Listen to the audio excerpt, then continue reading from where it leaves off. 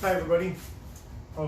So this is our green belt or our 6th Q grading prep. So in this grading prep, it's meant to give you the techniques and strategies on how to train them to be successful on future belt tests and learning how to train on your own. Again, I've said this in multiple videos, but if you've been to this level of karate already, green belt, you're getting intermediate, and you're probably thinking of, okay, I really like to go towards my black belt. Well, how do we get that done? You have to be able to train at home sometimes. You have to be able to train on your own. I can't tell you how many kids they'll go to university and they just stop. But you took everything with you to train, just yourself. You can do it in a room like this small, it doesn't matter. And you don't have to stop training. You just start training for yourself. And you come to the dojo when you can, because it's always there for afterwards. But a lot of adults that I've trained later in life who started karate in their teens, maybe even in their 20s, and they stopped, have a lot of regrets about it. So learning to train at home means that you can do karate anywhere you want, and you'll have the motivation to do so. No matter where you are in the world, you can get it done. So at the green belt level, we're getting more advanced, so we have some more advanced techniques. Again, we're just going to show a couple of repetitions. You're expected to do 10 of each. I would do 10 slow and 10 fast. If you have the time, really put it in, okay? So Gedan Barai, opening here. Sanbonzuki, Jodan, Chudan, Chudan. Okay? Jodan, Chudan, Chudan. Finished all the punches. Of course, we can speed it up, but I want you to first get it at boom, boom, boom. Hit all 3 markers. Then we're going to be completing the Yakuzuki Gedan Barai sets now. So in the earlier videos, you saw us do Ageuki, Yakuzuki Gedan Barai, and Sotuki Yakuzuki Gedan Barai. And that is still relevant to this one. You have to do them again.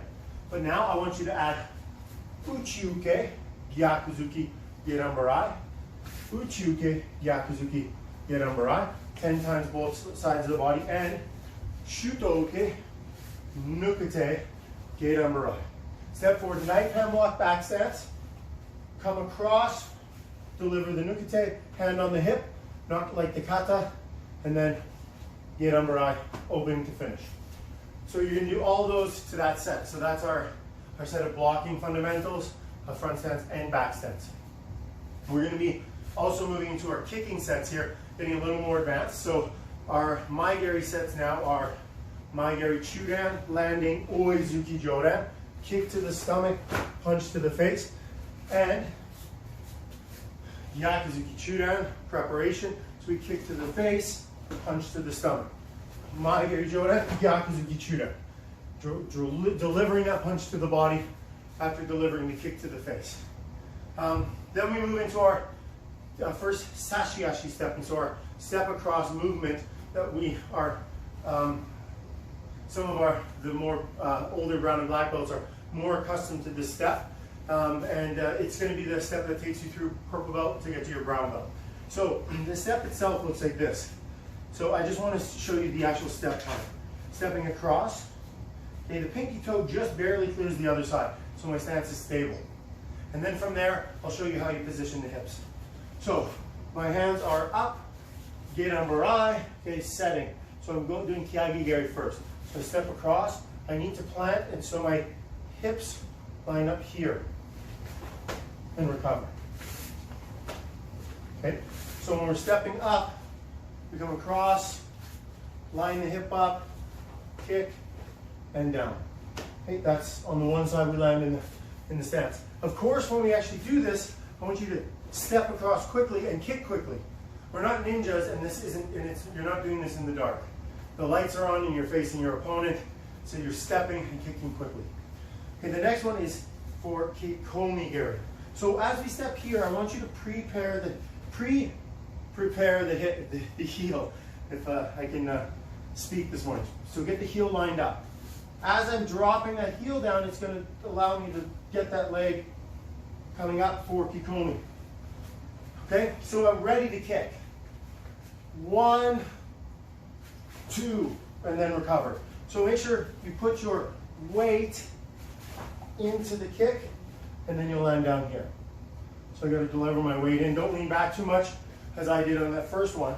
You want to drive into the technique, so you have an easy landing in, because my weight is projected forward, not behind me, okay? So that's Kyage and Kikomi with our Sashiyashi stepping. And the final here is Yakuzuki Chudan. So Mawashigiri, Yakuzuki. Mawashigiri, Yakuzuki. I want you to do a set of 10 where my ball of my foot is kicking.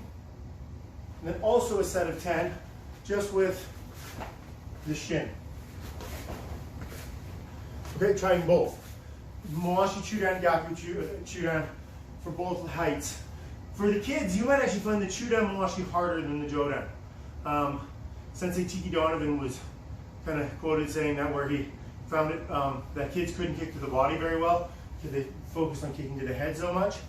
And I remember being told that maybe when I was 15 and I just started working on my body kick, and how much better it made me as a kicker, learning how to put the kicks into the body. Especially Mawashi for me, but it's true with all the kicks. So take your time through all these basics, 10 of each. Okay, then we're going to come back for some details on Heinyan.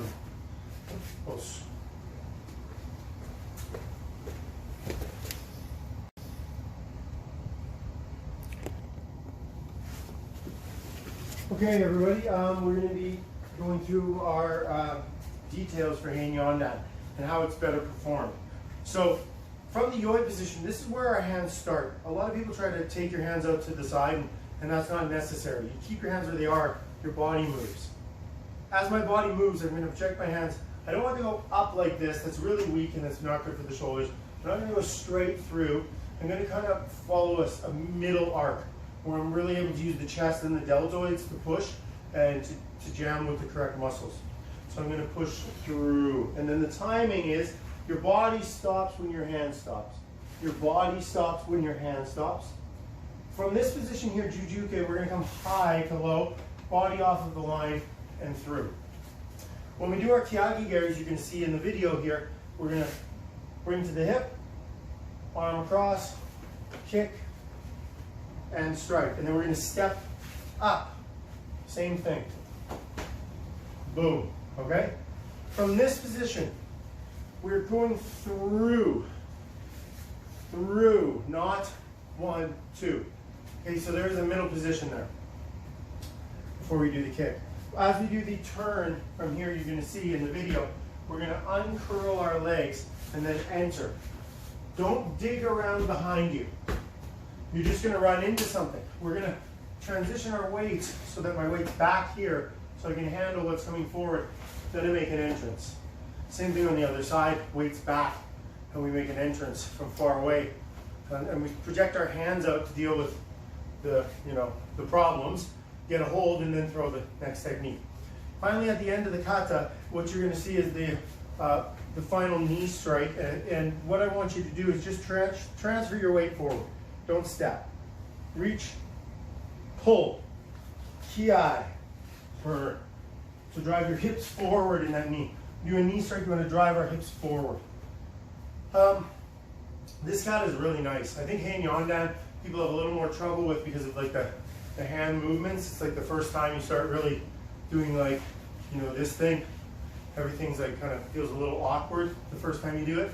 So yeah, that's natural. Don't beat yourself up about that. It's just going to be the the learning process of getting the right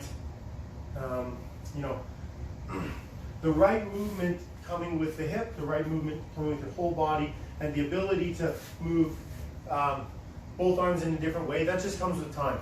So that's why you will see like this and this initially, and that's probably where you're going to start, because you have to break it down. Otherwise, it's too complicated. And you don't want to rush it and make the technique incorrect. So if you're learning this kata for the first time, break it down, take it slow, and work your way through it, okay? You're going to see the kata coming up next. So just watch the kata, come back to the details if you need to, and then you can practice it on your own, okay? Nice work.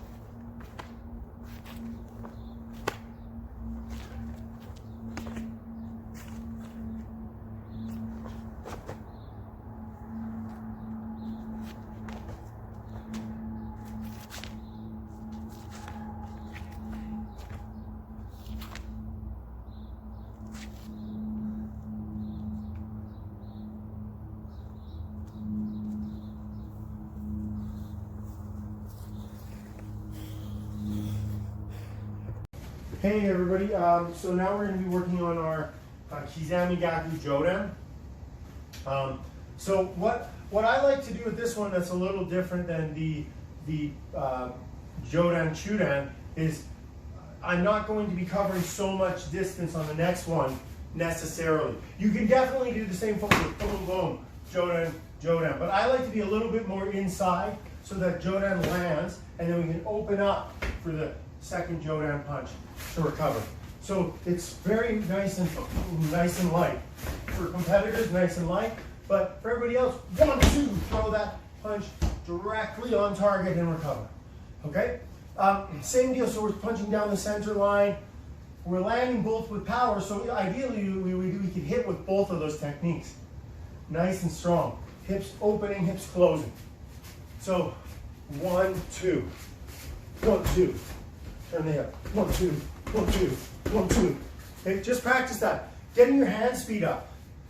Just doing a few of those, and plus about 6 videos today, but doing a few of those, you can really feel your hips starting to move, your hands being more relaxed and free. Okay, so this is what we want. We want really, really light and the ability to snap that punch at the end is where the power comes from. Okay, so I want you to again do 10 on both sides of the body. Do slow and then do fast. Then you're going to work through those techniques.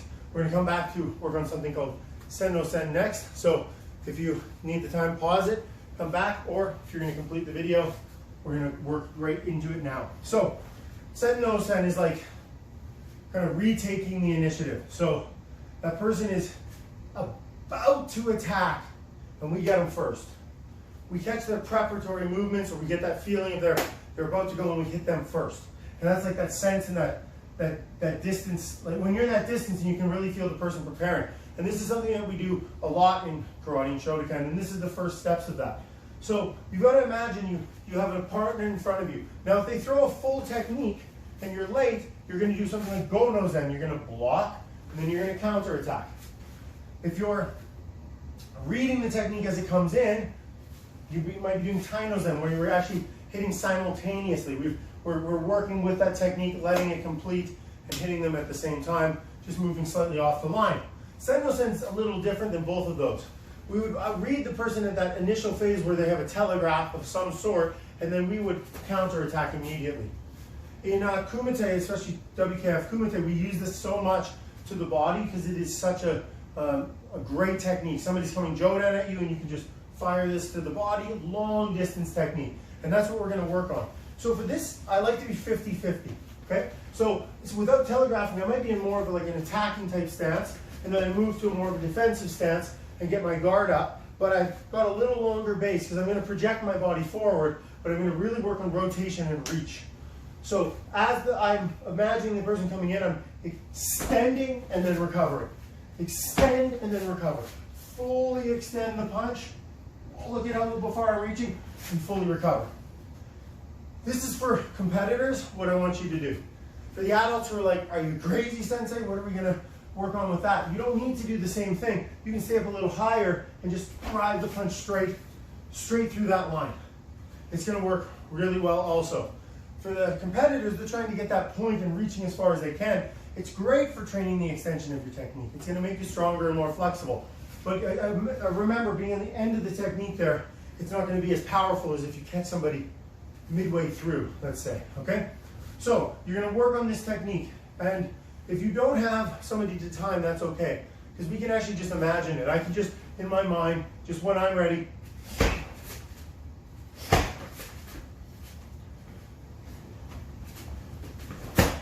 just go. And I'm working on the technique, but I'm visualizing and like shadow boxing, if you will.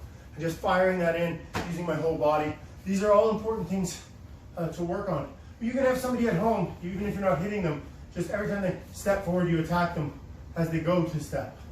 As they go to step. And you don't even need to be anywhere close. You're just using them as a visual cue to go.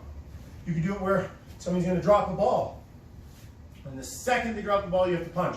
You have to be able to punch before the ball hits the ground. Or even catch the ball before it hits the ground. These are all ways that you can train this without having access to another partner who trains.